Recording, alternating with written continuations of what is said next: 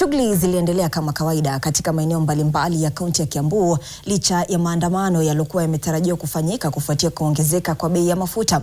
Hofu ya maandamano ikichangia magari ya uchukuzi pamoja na tuktuk kuegeshwa kwa kukosa wasafiri. Washikadau ni radhi katika sekta hiyo wanasema kuwa kipato kimeshuka kwa kiasi kikubwa na licha ya kuongeza nauli bado hawapati faida ya kutosha. Abraham Gadesha na maelezo zaidi. Shughuli ziliendelea kama kawaida katika mtaa wa biashara wa Kikuyu, ila washikadau katika sekta ya uchukuzi wanaeleza wasiwasi ya kudidimia kwa biashara zao iwapo serikali haitaangazia bei ya mafuta. Kazi yetu ya madereva iko hatarini sana. Juu hii gari ukipewa, unakuanga umejaziwa mafuta, jioni uliniu ile mafuta ulitumia, na ile pesa uliambiwa na mwenyewe uweke, lazima uweke. Na ukienda kwa mafuta lazima ujaze gari mafuta. Saa zingine unakuta hiyo masaa yote umeamuka kazi. Umeenda nyumbani na 200, hata saa zingine 100 ya mkate ya watoto inakosa. Sisi tunahesabu tu hasara tu. Hakuna faida tunapata. Hata kwa nyumba unatoka unaamka saa 10:30. Kufika kwa nyumba ni saa 4. Saa 4 una pesa. Hata kama ni punch utapata, utaitumia hiyo siku tu, hakuna kitu kingine tunapata. Sasa wale abiria tunabebanga kutoka Januari mpaka Disemba.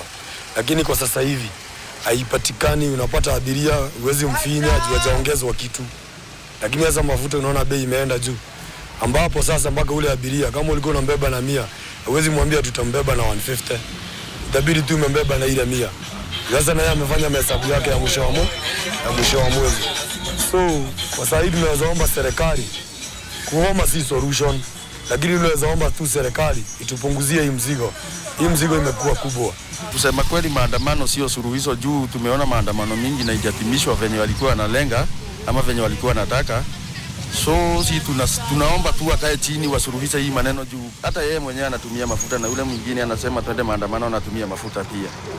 Na ila hali hata yeye ni mkuraji wa unga kama venye inakulanga juu mafuta ikipanda kila kitu inapanda. So watuangalie.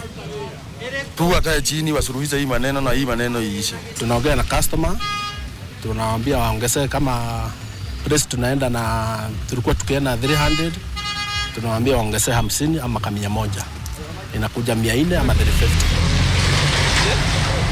Ombi ya washikadau tofauti katika sekta ya uchukuzi ni kwa serikali kuangazia kodi inayotoshwa mafuta ili biashara hii iache kudidimia.